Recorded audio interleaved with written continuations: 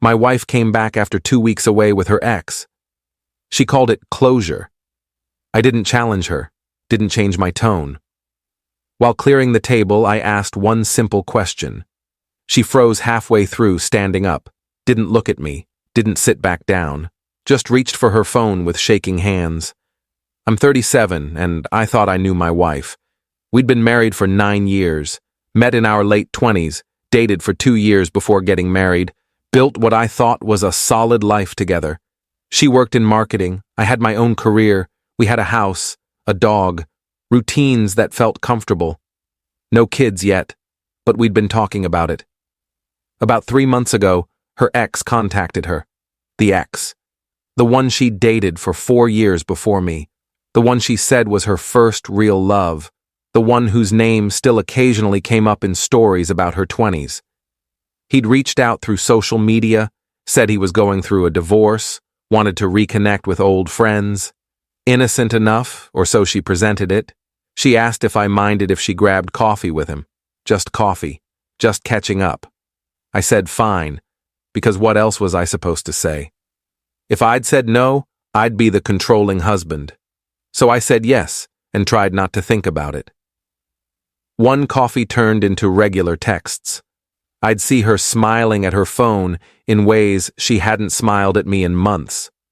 When I asked about it, she'd say they were just talking, old memories, nothing serious. Then came the request that changed everything. He's really struggling with the divorce, she said one night while we were getting ready for bed. He asked if I'd be willing to spend some time with him, help him process things. He doesn't have anyone else. Spend time with him how? He wants to take a trip, the place we used to go when we were dating. He thinks it would help him find closure. I stopped brushing my teeth.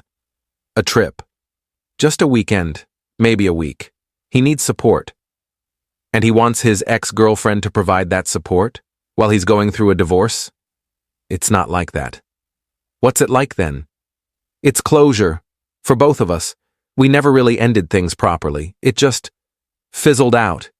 He thinks if we can revisit that place, have some real conversations, we can both move forward. You want to take a week-long trip with your ex-boyfriend to get closure. When you say it like that, it sounds bad. How else should I say it? She sat on the edge of the bed. I need this. I didn't realize how much unresolved stuff I still had with him until we started talking again. It's affecting us, our marriage. I can feel it. Our marriage was fine until he showed up. Was it? Be honest. That stopped me, because she was right in a way. Things had been fine, comfortable, maybe too comfortable. Maybe we'd been coasting, but I didn't think the solution was her running off with an ex-boyfriend. How long? I asked. 2 weeks. 2 weeks? He wants to really work through things, not rush it. And you agreed to this? I told him I needed to talk to you first. But yes, I want to go. I need to go. I think it will help us. Help me figure out what I really want. That last sentence hung in the air like poison. What you really want? You're not sure anymore? I'm saying I have things to work through, and I can't do that while I'm here, living our normal life. I need space to think. We argued for another hour. I said it was insane. She said I was being insecure. I said she was asking permission to have an emotional affair. She said I was making it into something it wasn't. Round and round until I was exhausted. In the end, I didn't explicitly say yes. But I didn't say no either. I just went silent, and she took that as permission. She left 3 days later, packed a suitcase, kissed me on the cheek like she was leaving for a work conference, and drove away. Update 1. The first week was hell. She texted sporadically, made it safely. Weather is nice. Having good conversations. Nothing substantial. Nothing that told me what was actually happening. I tried to keep busy, went to work, came home, walked the dog, watched shows I didn't care about. Friends asked where she was. I said she was visiting family. I wasn't about to admit my wife was on a 2-week romantic getaway with her ex under the guise of closure. By day 10, the texts stopped completely. Nothing for 3 days. I called twice. Both went to voicemail. I texted asking if she was okay. No response. On day 13, I got a single message. Coming home tomorrow. We should talk. She walked in the door at 6:30 on a Tuesday evening, tanned, relaxed, looking more at peace than I'd seen her in years. She hugged me, and I stood there with my arms at my sides, not sure what to do. How was it? I asked. Good, really good. I'm glad I went. Did you get your closure? I think so. Yeah. She didn't elaborate. Just started unpacking her suitcase, hanging clothes back in the closet like nothing had happened. Like she'd been gone for a normal trip and not 2 weeks with an ex-boyfriend I'd been imagining her with every single night. Are we going to talk about it? I asked. Let me settle in first. I'm exhausted. She showered, changed into comfortable clothes, came downstairs. I'd made dinner, nothing fancy, just pasta, and we sat across from each other at the kitchen table. So, I said. So, tell me about the trip. It was what I needed. We talked a lot, worked through old feelings. I understand now why things ended with us, why they had to end. And I have clarity now about what I want. My stomach dropped, which is, I want to make our marriage work. I know that now. Being with him made me realize what I have with you. I should have felt relieved. Instead, I felt suspicious. Being with him. Spending time with him, talking with him, you know what I mean. Do I? She reached across the table for my hand. I moved it to pick up my water glass. Her hand hung in the air for a second before she pulled it back. I know this is weird. I know it's not conventional, but I'm being honest with you. I needed to do this to know for sure, and now I know. I want us. We ate in silence for a few minutes. I was trying to process, trying to figure out if I believed her, trying to decide if it even mattered if I believed her. Did you sleep with him? I asked finally. Is that really what matters? Yes. I don't think we should focus on physical details. What matters is where we go from here. That's not an answer. I'm not going to give you an answer that lets you torture yourself with images. It's not helpful. But it happened. She didn't respond. Just looked down at her plate.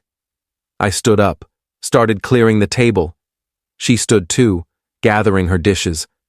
We moved around the kitchen in a choreographed silence. Her washing, me drying. Like we'd done 1,000 times before.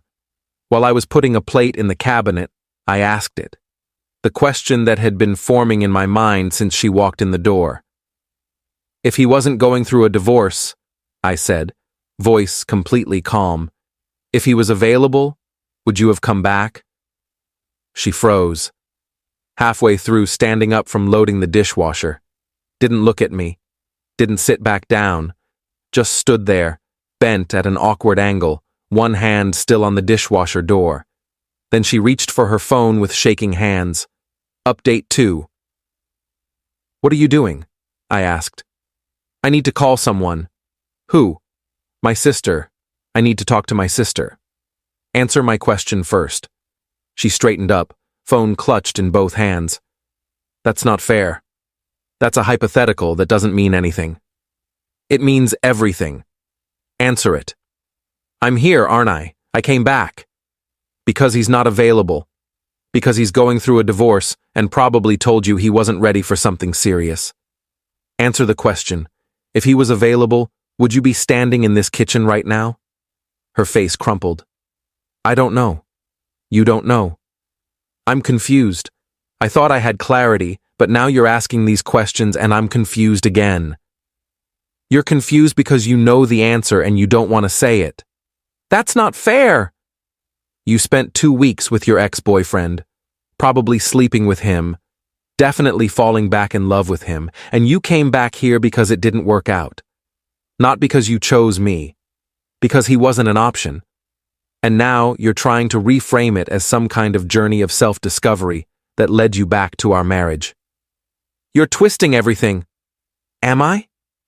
Tell me I'm wrong. Tell me he said he wanted to be with you, and you said no because you're married. Tell me that happened." She couldn't. She just stood there, tears running down her face, phone still in her hands. "Call your sister," I said. "I'm going for a drive." I grabbed my keys and left, drove around for 2 hours with no destination. My phone rang 6 times. I didn't answer. When I finally came back, it was almost midnight. Her sister's car was in the driveway. I went to a hotel. Update 3, I stayed at that hotel for 3 days. She texted constantly, called, begged me to come home so we could talk. Her sister texted too, saying I was being unreasonable, that I needed to at least hear her out. On day 3, I went back to the house while she was at work, packed a bag with enough clothes for a week, left my wedding ring on the kitchen counter. That got her attention. She came home early, found me loading the last of my things into my car. "What are you doing?" "Leaving." "You can't just leave." "Watch me. We need to talk about this." "There's nothing to talk about. You made your choice. You're just upset it didn't work out the way you wanted." "That's not true." "Then tell me what is true. Tell me exactly what happened on that trip." She looked at me, mouth opening and closing, trying to find words that would make this okay. There weren't any. "We were together," she said finally. "Not the whole time. But yes, we were together. And I thought maybe we could try again. But he said he wasn't ready. He said he needed time to process his divorce, to figure out what he wanted. He said maybe in a year, if we were both still available." "He benched you." "What?" "He benched you. Put you on hold. And you came back here because you couldn't just sit around waiting for him." "No! I came back because I realized this is where I belong." "You realized that after he rejected you. Not before. Not during. After." She started sobbing. "I made a mistake. I know I did. But I'm here now, trying to fix it, and you won't even give me a chance." "A chance? You want me to give you a chance? You took 2 weeks to give him a chance.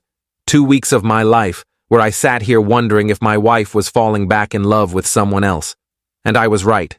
She was. The only reason you're standing here is because he said no. And you want me to just accept that and move on? I love you." "No. You love the safety of this. You love having someone who will be here when your romantic adventures don't work out. But you don't love me, not the way a wife should love a husband." I got in my car. She grabbed the door, trying to keep me from closing it. "Please don't do this. Please. We can go to counseling. We can work through this." "Let go of the door." "I won't. I won't let you leave like this." "You let yourself leave for 2 weeks. I can leave for however long I want." I pulled the door closed, started the engine. She stood in the driveway crying as I drove away. Update 4. I stayed with a friend for a week. My phone never stopped. Her texts evolved from apologetic to angry to desperate. Her sister called, her mother called, even her father called, telling me I was throwing away a good marriage over a mistake. A mistake. Like she'd forgotten to pick up milk, not had a 2-week affair with her ex. On day 8, I finally called a lawyer, just to understand my options. The lawyer was straightforward. It would be messy, but doable. We'd been married 9 years, had joint assets, a house. It would take time, but it could be done. I didn't file immediately. I just sat with the information, tried to figure out what I actually wanted. Did I want to divorce her? Part of me did. The part that felt betrayed, humiliated, replaced. But another part, the part that remembered 9 years of mostly good times, that part hesitated. On day 12, she showed up at my friend's place. I don't know how she found me, but she did. "We need to talk," she said when I opened the door. "I don't think we do." "Please, just give me 30 minutes. That's all I'm asking." Against my better judgment, I let her in. We sat in my friend's living room. He'd made himself scarce, and she talked. Told me everything. How the trip started innocent. Really was just talking at first. But then old feelings came back. The familiarity, the history, the nostalgia. They slept together on night 4, spent the next week acting like a couple again. On the last night, she'd asked him what this meant, if they were getting back together. He'd said he wasn't ready, needed time, maybe someday. She'd spent the entire drive home trying to figure out what to do. Came to the conclusion that she'd made a massive mistake, that what she had with me was real and lasting, and what she had with him was just nostalgia. "I don't believe you," I said when she finished. "I'm telling the truth. I believe you're telling the truth about what happened. I don't believe you about your feelings.